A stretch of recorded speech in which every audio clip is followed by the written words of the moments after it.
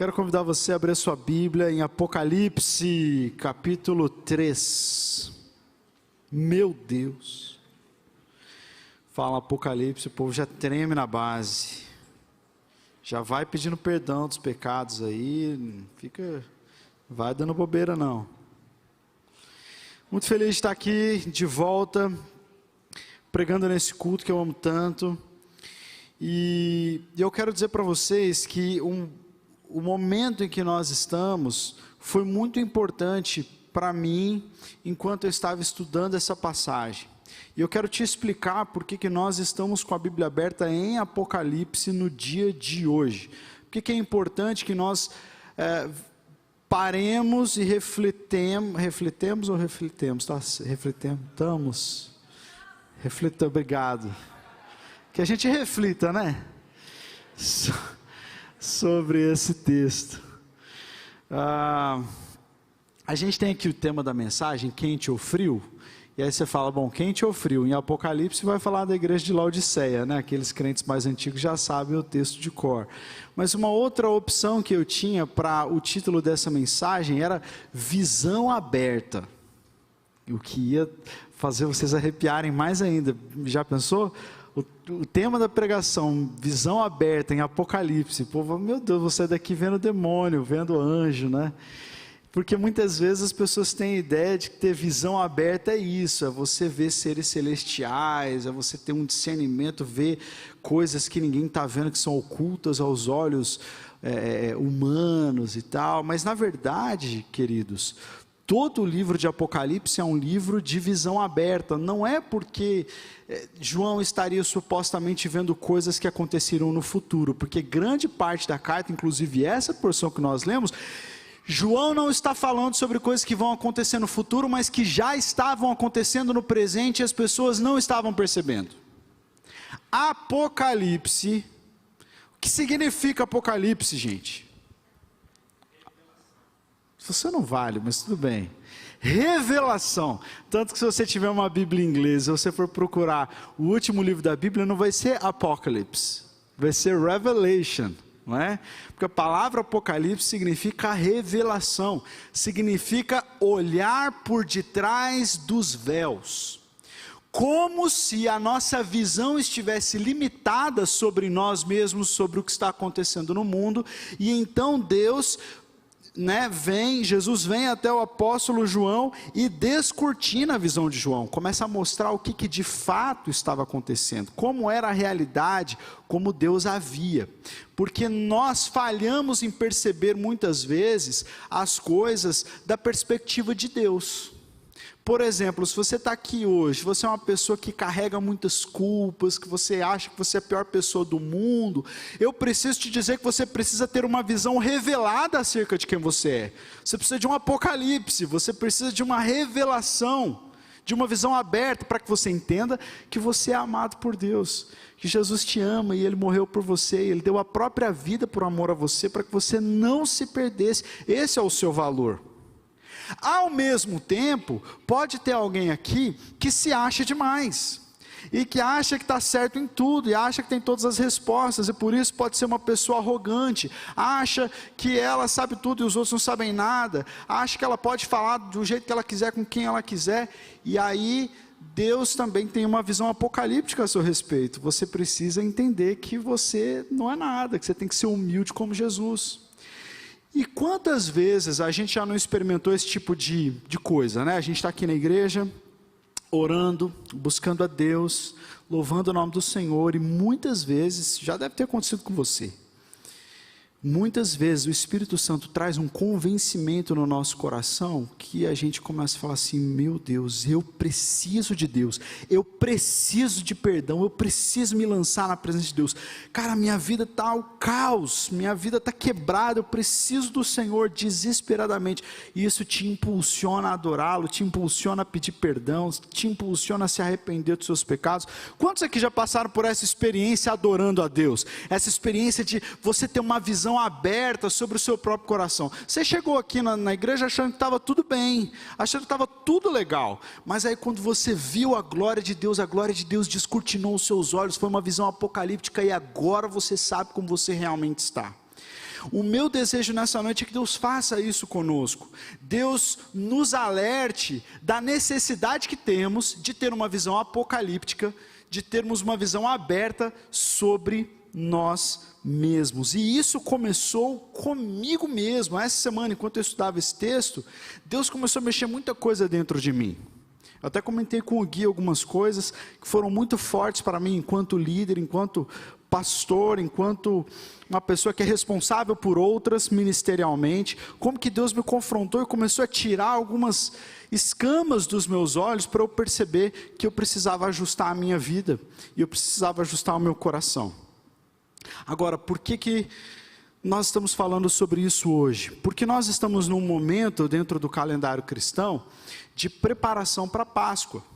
A Páscoa está logo ali. E quando nós então nos dedicamos a nos preparar para a Páscoa, nós temos esse período do calendário cristão que nós fazemos muitos jejuns, onde nós nos separamos mais para a oração, onde a gente busca se arrepender dos nossos pecados, onde a gente vai atrás de relacionamentos quebrados e pede perdão, não é? Esse é o momento que nós temos para que quando a gente chegar na Páscoa, a gente chegar valorizando aquilo que a gente celebra na Páscoa. Eu já comentei isso aqui há algum tempo atrás, não lembro quando foi, mas o que Jesus fez por nós quando Ele morreu na cruz? O que nós celebramos na Páscoa? O perdão dos pecados, não é verdade? Que agora é possível nós vivermos uma vida santa, é possível termos comunhão com Deus. Quando a gente celebra a Páscoa, nós estamos celebrando o ato máximo de Deus em nosso favor. A data mais importante que existe no calendário da sua vida e da minha vida, de qualquer cristão, é o domingo da ressurreição. Por isso a gente tem que se preparar para viver intensamente aquilo que Jesus comprou para nós. Porque se a gente chega de qualquer jeito para celebrar a Páscoa, é como um casal que vai celebrar o seu aniversário de casamento, não é? E aí, muitas vezes a esposa está lá, se arruma, se prepara, e o marido até esquece, né, da data. Tem casais que é o inverso, né, que a mulher esquece mais, o marido menos, mas para efeito da ilustração, imagina que no dia do aniversário de casamento, o marido acorda, não lembra, aí vai jogar bola, né? Jogar bola o dia inteiro, aí volta assim, todo sujo, aí a esposa fala, então, a gente não vai comemorar o aniversário de casamento? Ai, puxa, é verdade, peraí, toma um banho bem meia boca assim, bota uma camisa de time, que as mulheres não gostam, bota a camisa de time, e não, vamos sair, poxa, mas você nem se preparou, a data mais importante para o nosso casamento, e você tratou como se fosse nada, não é? O que acontece quando nós olhamos para a cruz e a gente fala assim, é verdade, Jesus me salvou, é verdade, agora eu posso ser santo, mas você vive completamente alheio a essa realidade, e continua vivendo uma vida de pecado oculto, continua vivendo uma vida displicente para com Deus, você está fazendo pouco caso do maior presente que você recebeu. É por isso que é preciso que a gente pare, e a gente reconsidere os nossos caminhos, reconsidere como a gente está tocando a nossa vida, porque Deus nos deu uma nova vida, e às vezes a gente pega essa nova vida e faz ela ficar cada vez mais próxima à antiga vida que a gente tinha, e de novo não tem nada. Por isso é tão importante nesse tempo em que nós olhamos para a Páscoa, nós vamos nos aproximando, que a gente pare e a gente faça essa autoanálise, e é o que está acontecendo aqui em Apocalipse capítulo 3, em Apocalipse 3, nesses primeiros capítulos aqui, os 3 primeiros capítulos, nós temos cartas escritas pelo apóstolo João, com mensagens vindas direto de Jesus, às 7 igrejas da Ásia, 7 igrejas da Ásia. Então a gente tem Filadélfia, tem Pérgamo, tem Esmirna, tem Éfeso, e tem a carta à igreja de Laodiceia. Essa que nós vamos ler aqui, é a carta mais dura, mais difícil de todas elas, mas ela tem muitas riquezas para nos ajudar a termos a nossa visão aberta. Mas antes de mais nada, eu quero que você já comece a se perguntar, e perguntar para Deus, dizer, Senhor Jesus, olhando para a minha vida, para o meu coração, o que é que o Senhor deseja me mostrar nessa noite? O que é que eu não estou vendo? Ou o que é que na minha vida está ferindo o teu coração e eu não tenho dado importância a isso? Deus, quais são os sentimentos que há muito tempo o Senhor já deveria ou já desejaria que eu tivesse arrancado do meu coração? Senhor, quais são as disposições, as inclinações, quais são os pensamentos, quais são as tristezas, quais são os relacionamentos quebrados que agora, Senhor, eu preciso colocar em ordem? Faça isso, fale isso para Deus e deixe que essa palavra ajude a trazer alguma luz a essa questão. Bom, nós vamos ler o texto, são alguns versículos, depois a gente vai fazer tipo escola do discípulo, ler o texto, explicar o texto e aplicar o texto. Tá joia? Apocalipse 3, a partir do verso 14. Apocalipse 3, a partir do verso 14. Ao anjo da igreja em Laodiceia escreva: essas são as palavras do Amém, a testemunha fiel e verdadeira, o soberano da criação de Deus. Conheço as suas obras, sei que você não é frio nem quente. Melhor seria que você fosse frio ou quente, mas assim, porque você é morno, não é frio e nem quente, estou a ponto de vomitá-lo da minha boca.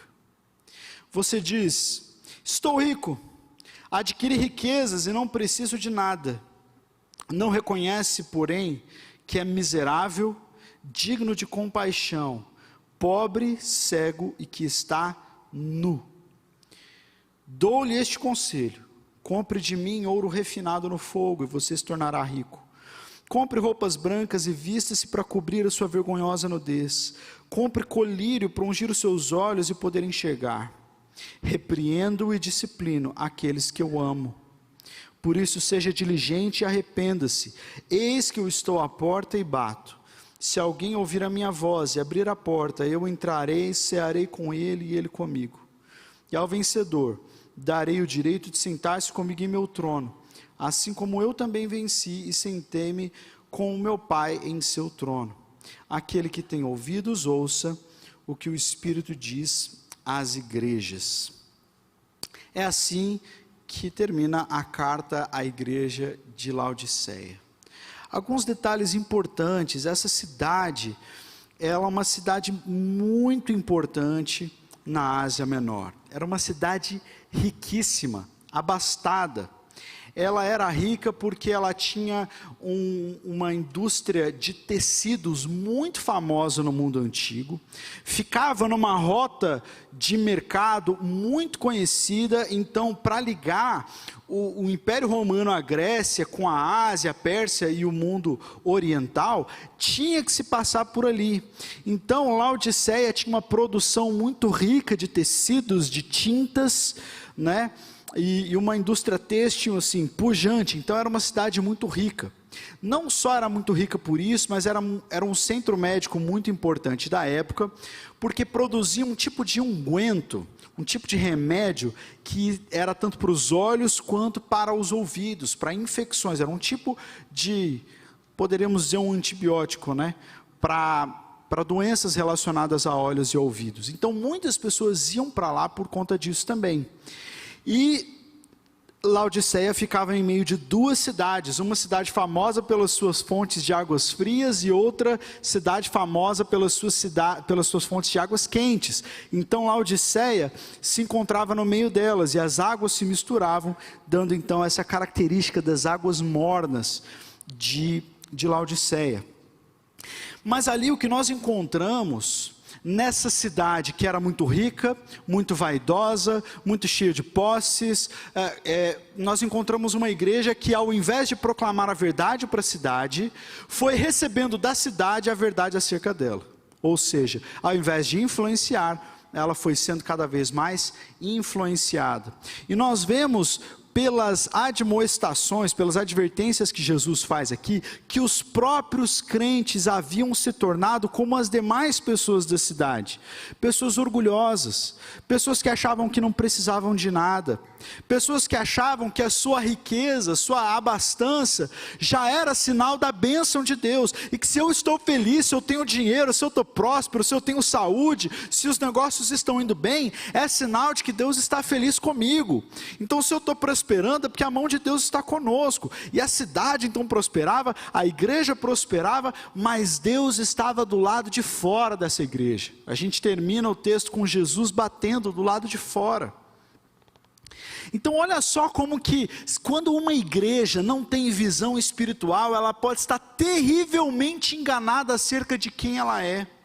Ela pode estar vivendo um momento maravilhoso, com seus cultos lotados, com um ministério de louvor maravilhoso, com as receitas lá em cima, e ainda assim ela pode cair no erro de achar, porque essa igreja é muito grande, porque ela tem muitos recursos, porque ela tem muitos pastores, porque ela tem muitos líderes, de que olha, se isso está acontecendo, é porque Deus está com a gente, Deus está, olha, assinando embaixo de tudo que a gente faz, quando na verdade pode não ser bem assim. Pode faltar visão aberta para os líderes da igreja, visão aberta para os crentes. E eu digo visão aberta para os líderes da igreja por uma razão muito simples, que está no versículo 12, ou no versículo 14. O que diz aí no seu versículo 14? Ao anjo da igreja em Laodiceia escreva. Então quem que está falando aí, voz ativa? Jesus. Está falando com quem? Está falando com o apóstolo João. Ele está falando, João, escreva a quem? Quem é o receptor da carta? O anjo da igreja em Laodiceia. Bom, o que isso significa, né? Que anjo é esse? Há quem achasse no passado que cada igreja, assim como cada pessoa, tinha o seu próprio anjo, uma criatura celestial, dessas que fica diante, ministra perante a face de Deus e são mensageiros para a igreja. Então, era muito comum as pessoas acreditarem no anjo da guarda, cada pessoa tem um anjo, cada igreja tem um anjo. Isso aparece em outras teologias, também dos espíritos territoriais, né? Cada cidade tem uma potestade, tem um demônio específico e tal, mas a gente não vai entrar nisso agora. Mas que anjo é esse que o livro de Apocalipse está trazendo para nós? O anjo, a palavra anjo no grego, ela tem um significado muito simples. Sabe qual é? Mensageiro. Mensageiro.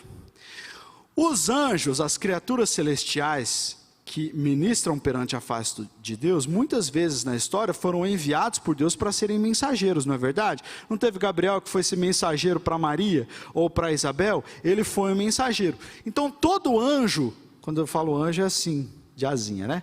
Todo anjo é um mensageiro, mas nem todo mensageiro é uma criatura celestial ou um anjo. Por isso que lá em Hebreus fala que por causa da sua hospitalidade, vocês estão hospedando a anjos sem saberem. Não é que vocês estão hospedando criaturas aladas, vocês estão hospedando mensageiros da parte de Deus. Quando você é uma pessoa que ama hospedar, você ama receber as pessoas, você dá abrigo a quem precisa, Deus fala muito com você através dessas pessoas. Então a palavra anjo nem sempre está referindo a criaturas celestiais, mas a mensageiros. E este anjo aqui é o anjo da igreja, um mensageiro da igreja, aquele que é responsável por se colocar diante da sua igreja semanalmente e dizer, assim diz o Senhor.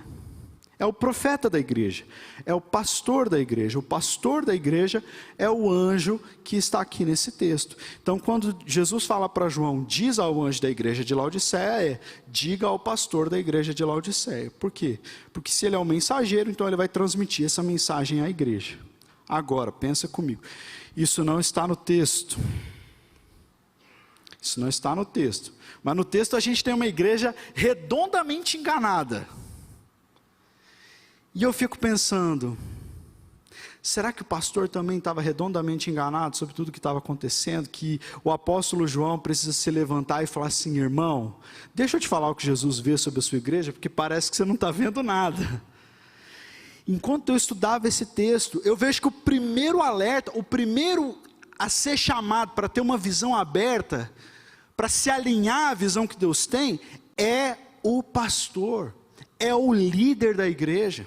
Então essa palavra é para mim e para você, porque às vezes você está liderando lá seu PGM, ou liderando um ministério, ou apacentando pessoas, e você não está olhando para aquelas pessoas, não está vendo realidades espirituais que Deus deseja que você ministre a elas.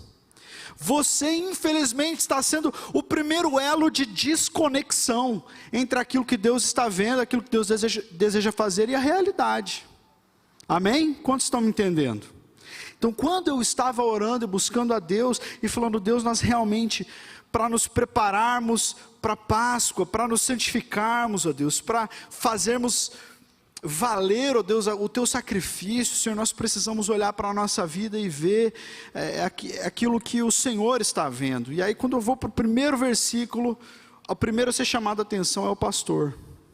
E Deus falou comigo, então precisa começar com você. Você precisa entender que tem coisas que estão acontecendo na sua vida e ao seu redor, e eu não aprovo, e eu quero que seja diferente, mas você está totalmente enganado, está sendo levado pelo vento, e você precisa tomar uma atitude sobre isso.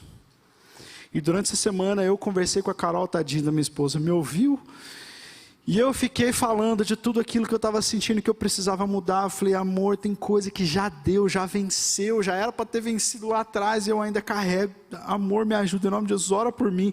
Não posso passar desse mês de março carregando ainda essa cruz. Não, eu tenho que vencer tal coisa, eu tenho que vencer tal sentimento. E isso foi tomando meu coração essa semana. E eu acho que se Deus nos dá esse privilégio, irmãos, de todos sentirmos isso, de todos fazermos essa autoanálise, eu acredito que um poderoso mover de Deus nos aguarda, amém? Bom, aqui nesse texto nós vemos algumas coisas.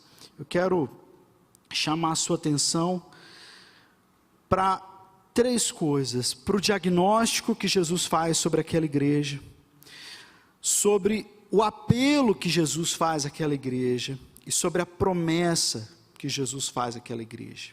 A primeira coisa, o diagnóstico de Cristo, ele é fiel.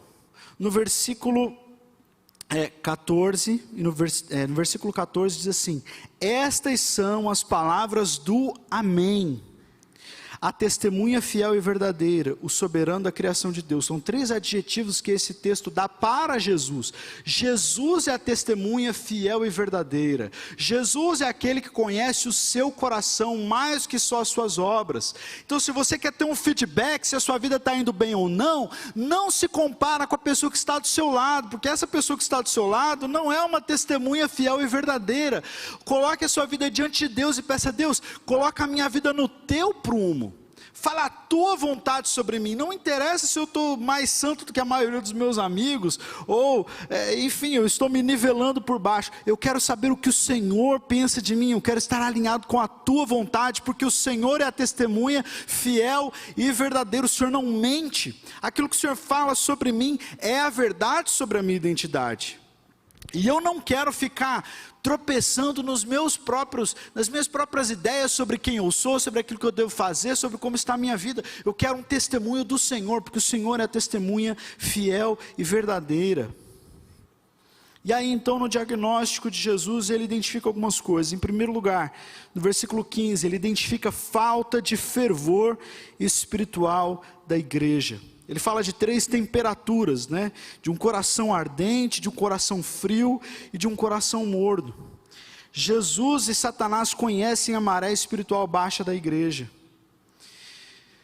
Deus sabe como está o nosso coração. E o que quer dizer exatamente essas temperaturas? Quente, frio ou morno?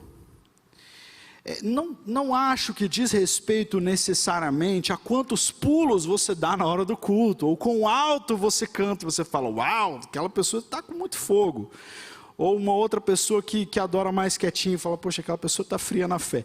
Não tem relação com o quão expansivo a gente é na adoração ou na nossa vida. Afinal de contas, a gente tem notícias de avivamentos, inclusive quando houve avivamento na Coreia do Sul, o pastor Gilson esteve lá e ele se lembra de participar de cultos de oração maravilhosos, longos cultos de oração, onde havia presença do Espírito Santo, mas não havia alguns sinais externos que a gente gostaria de ver ou esperaria ver no avivamento. Então, fervor espiritual não está muito na qualidade daquilo que aparece, mas fala do nosso coração. Um coração morno é um coração cujo compromisso com Deus é pela metade. É um coração que não vai até o fim, um coração que não entrega tudo, um coração que retém pecados ocultos obstinadamente, sabe que tem pecados ocultos, sabe que tem que pedir perdão e não pede. Gente que faz coisa para Deus com a excelência pela metade. Uma pessoa morna, quem não valoriza Jesus como ele deve ser valorizado.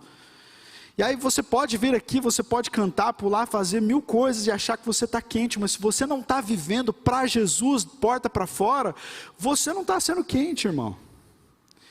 Uma palavra muito dura que Jacó liberou para Rúben, quando foi declarar as bênçãos para os seus filhos, foi essa: Rúben, inconstante como as águas, nunca serás excelente. Tem pessoas cujo coração é inconstante, ora quer Deus, ora não quer nada, quer Deus aqui dentro, mas não quer lá fora. E aí Deus, Jesus está falando assim: olha, melhor que você se decidisse de uma vez por todas e parasse de se fazer de palhaço, porque ou você me ama, Jesus falou isso, aquele que me ama e amar qualquer outra coisa mais do que a mim, seja seu pai, sua mãe, seus filhos, qualquer coisa, não é digno de mim. Ou você se torna sério em me amar e caminhar na minha presença, ou eu vou te vomitar da minha boca. Não está legal. Você entende que isso é isso que Jesus está falando para essa igreja? A maneira como vocês estão vivendo não está legal. Vocês não estão me levando a sério.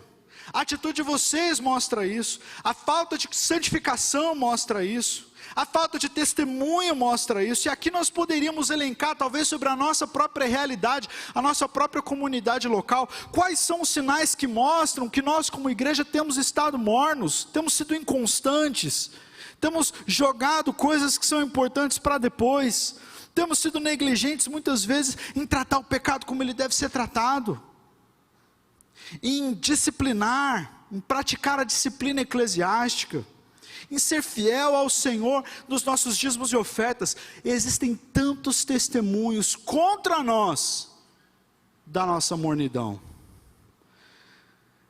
Esse foi o diagnóstico que Jesus fez da igreja de Laodiceia. E será que Ele faz o mesmo sobre nós? Em segundo lugar, ele identificou que um crente morno é pior do que um incrédulo frio. A queixa de Jesus contra os fariseus era a mesma. Olha, vocês têm a lei nos lábios, vocês sabem recitar a Bíblia de cor, as Escrituras, mas o coração de vocês está longe de mim. E aí eu fico pensando, fiquei imaginando essa semana, o Senhor Jesus me olhando, e eu sentado ali no estúdio, na escola do discípulo, dando aula, pregando aqui, e talvez o Senhor Jesus olhando para mim e falando: olha lá meu anjo, o anjo mensageiro que eu levantei para que falasse a minha palavra aos outros. A palavra de Deus está nos seus lábios, mas quão distante está do coração? E eu lamentei pelo meu próprio coração, eu lamentei pela minha procrastinação, eu lamentei pelo meu orgulho velado, eu lamentei pelas minhas palavras impróprias, pelos meus pensamentos impuros, porque o Senhor começou a remover os véus, começou a abrir a minha visão, e eu vi que eu precisava de um retorno, eu precisava de um avivamento, eu precisava de um toque do Espírito Santo, para que eu não estivesse contado entre os mornos, mas entre aqueles que amam ao Senhor de todo o coração. Depois, o outro diagnóstico que Jesus identifica, que ele faz, ele identificou que a autoconfiança da igreja era absolutamente falsa. Veja só no versículo 17, o que ele diz: você diz, estou rico, adquiri riquezas e não preciso de nada. Autoconfiança, o auto-engano é uma tragédia. Muitos no dia do juízo vão estar enganados. A autossatisfação é uma tragédia. Essa igreja estava dizendo: eu não preciso de coisa alguma. Eu não preciso de coisa alguma, eu estou bem, eu já sei tudo, eu posso ir daqui para frente, olha, conta comigo, eu sei o que fazer. Né? Às vezes a gente conversando entre pastores, né? A gente conversando, poxa, como que a gente vai resolver esse problema? Como que a gente vai cuidar daquela situação? Como que a gente vai fazer crescer esse ministério, fazer isso, fazer aquilo? E é impressionante como muitas vezes a gente está cheio das ideias, não é, Gui? A gente está cheio das ideias, a gente sabe o que fazer, como se a gente estivesse dizendo assim: olha, não preciso de mais nada, vem comigo que você brilha. Eu falo direto para a Carol, né? Vem comigo que você brilha, amor, eu sei das coisas. Eu sei das coisas, eu sei o que a gente precisa fazer para resolver esse problema. Eu sei, está assim porque não fizeram como eu falei que tinha que ser. Isso que é autoconfiança, isso é orgulho, isso é soberba. Não é verdade? Amém? Quantos soberbos temos aqui essa noite, estou brincando? É soberba, é autoconfiança, é achar que você não precisa de nada nem de ninguém, que você já alcançou o conhecimento, você já sabe de tudo, não precisa de nada. Pelo contrário, aí Jesus fala assim: você não percebe que ao dizer isso, você está atestando que você precisa de ajuda urgentemente, que você não só está cego a respeito de quem você é, você também está ficando louco, você está se perdendo, você está miserável, você está pobre, cego e nu. E meu irmão, deixa eu te dizer uma coisa: quando o Senhor nos avisa da nossa nudez, quando o Senhor te avisa da sua nudez, ouça o aviso de Jesus, antes que ela seja exposta. Antes que ela seja exposta, porque o diabo está doido para expor a nudez, doido para expor a intolerância, doido para expor a hipocrisia, doido para fazer surgirem situações onde a nossa cara vai lá no chão e a nossa mornidão vai ficar exposta. Então, querido, se tem alguma coisa que você precisa tratar urgentemente na sua vida, entenda que esse chamado de Jesus, ele está sendo feito em tempo de você poder fazer alguma coisa e não ser exposto por Satanás. O povo de Laodiceia estava completamente diferente do que eles achavam que estavam. Depois desse diagnóstico de frieza, de soberba, Jesus faz então um apelo, é o apelo de Cristo à igreja. E o que eu acho lindo desse apelo é que no versículo 18, olha como é que começa o apelo de Jesus. Dou-lhe este... Como está aí a palavra para você no versículo 18? Dou-lhe este... Ninguém está com a Bíblia aberta, hein, gente? Meu Deus. Conselho. Dou-lhe este conselho. Jesus é lindo demais. Ele é muito bondoso, não é verdade? Ele está dizendo: olha, está tudo errado, mas deixa eu te dar um conselho. Ele não começa dando ordens, não começa distribuindo sentenças condenatórias. Ele diz: ouçam este conselho, escuta o conselho de Jesus. Ele é o amigo fiel, ele é a testemunha fiel. Se você ainda está em posição de ouvir esse conselho, ouça esse conselho e obedeça esse conselho. Jesus começa então dando conselhos em vez de ordens. Ele, mesmo sendo soberano do céu e da terra, o criador do universo, tendo incontáveis galáxias na ponta dos dedos, ele pode emitir ordens, ele pode ordenar, mas ele prefere aconselhar. E ele nos conclama a não confiarmos nos nossos bancos, nas nossas fábricas, na nossa medicina, na nossa moeda, no nosso ministério, em quantas ovelhas nós temos, em quantos cultos nós vamos, em quantas pessoas nos admiram, em quantos seguidores nós temos. Ouçam esse conselho de Jesus, voltem para mim. Esse é o mesmo conselho para todos nós. Voltem para mim. Cristo chama a uma mudança de vida. Lá no versículo 19, a gente vê uma explanação e uma exortação, dizendo: eu disciplino e repreendo a quantos amo. Sê, pois, zeloso e arrepende-te. Jesus não desiste da igreja, e apesar da nossa condição, Ele nos ama. Antes de revelar o seu juízo, Jesus nos revela a sua misericórdia. Antes de revelar o seu juízo, Jesus revela a sua misericórdia. Quantos aqui querem se sentir amados por Deus? Aí todo mundo levanta a mão. Quantos aqui querem ser disciplinados por Deus como prova desse amor? Aí a gente abaixa.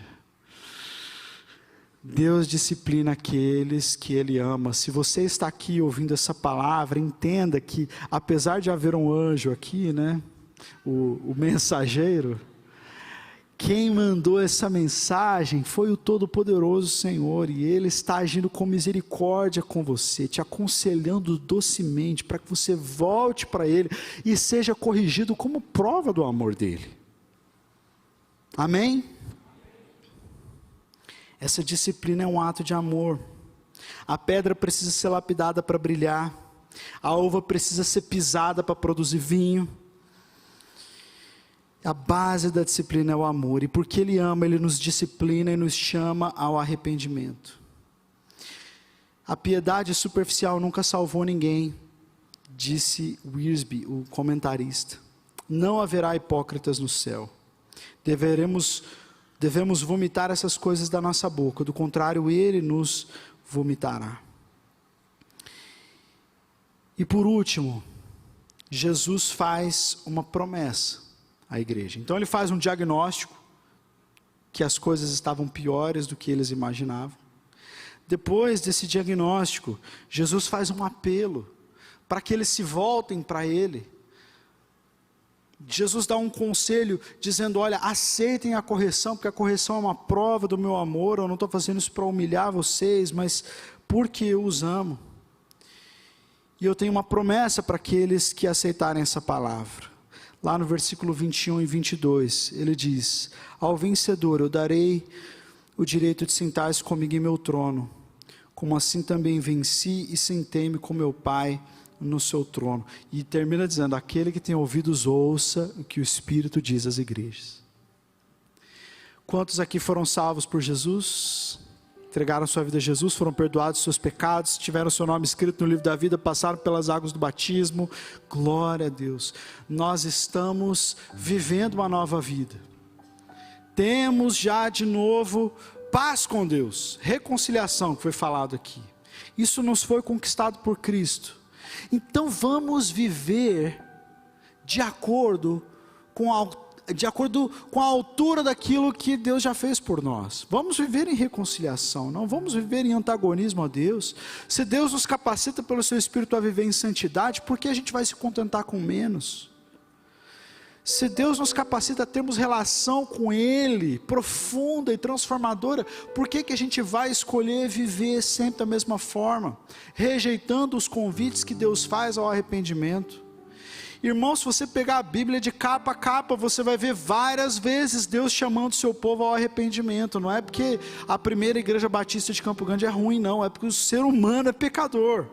É porque nós temos uma natureza pecaminosa e vez após outra, Deus precisa nos chamar e abrir a nossa visão e falar, deixa eu te dizer o que eu estou vendo em você, porque parece que você não está vendo. Parece que você não está ouvindo as próprias palavras que você está emitindo, porque elas me dão um nojo. Parece que você não está enxergando as coisas que você está assistindo e dando risada, porque elas me adoecem. Parece que você não está percebendo como que você destila um sentimento que faz as pessoas se antagonizarem a você, e você está cheio de relacionamentos quebrados, como você é crítico, como você é orgulhoso. Parece que você não está percebendo isso, mas eu estou vendo. E olha, volta para mim, pede perdão, se arrepende. Eu disciplino aqueles que eu amo, eu estou tratando com você com misericórdia, mas não deixe chegar na hora do juízo, porque com Deus não se brinca. Amém? Essa experiência aconteceu muito claramente com um homem, o profeta Isaías. O profeta Isaías, que já era profeta da corte. A banda já vai chegando, nós já vamos finalizar, mas Isaías já era profeta da corte, já havia profetizado muitas vezes, era um homem de Deus, era um homem que conhecia as Escrituras, No entanto, quando nós vamos ler o livro de Isaías, lá no capítulo 6, tem um evento que marca Isaías e muda Isaías para sempre. No ano em que morreu o rei Uzias, eu vi o Senhor. A visão de Isaías foi aberta, foi apocaliptizada. E de repente ele se viu diante do trono branco. E ele falou: cara, eu vou morrer. Eu cantava para esse Deus, mas eu não tinha ideia de quão grande Ele é. Eu profetizava em nome dEle, mas eu não tinha ideia do que eu estava falando. Meu Deus, ai de mim, que vi a Deus. Sou homem pecador, um homem de lábios impuros, habito no meio de um povo de impuros lábios. Meu Deus, e Isaías se prostra no chão, esperando a morte, porque ele tem uma visão da santidade de Deus. E então um anjo pega uma brasa do altar de Deus com uma tenaz e toca nos lábios de Isaías para curá-lo, para agir com disciplina, que doeu, mas curou. E a partir dali, o ministério profético de Isaías é outro, porque a gente pode viver dentro da igreja e achar que a gente sabe tudo de Bíblia, de Jesus, de Deus, mas quando nós temos uma experiência apocalíptica, de revelação, de os nossos olhos serem trocados e as escamas caírem, e nós olharmos para o nosso coração como o Senhor Jesus vê, nós começamos a nos compadecer e dizer: Senhor Jesus, tem misericórdia de mim, tem misericórdia de mim. Nós começamos a nos arrepender, pedir perdão dos nossos pecados, correr atrás das pessoas que nós temos relacionamento quebrado e pedir perdão e perdoar e aparar as nossas arestas, para que a gente possa dizer assim: Senhor Jesus, eu valorizo a tua cruz, o Senhor me deu uma nova vida que eu levo a sério, essa nova vida, eu quero viver essa nova vida em todo o potencial que ela tem, não quero viver pela metade, morno, não. Eu quero viver essa nova vida de plenitude, de alegria, de esperança, de cura, de relacionamentos, de comunidade, ó Deus, de te ouvir na tua palavra, de ter esperança e alegria no coração, mesmo quando todas as outras coisas estão dando errado. Senhor, eu quero viver essa vida, em nome de Jesus.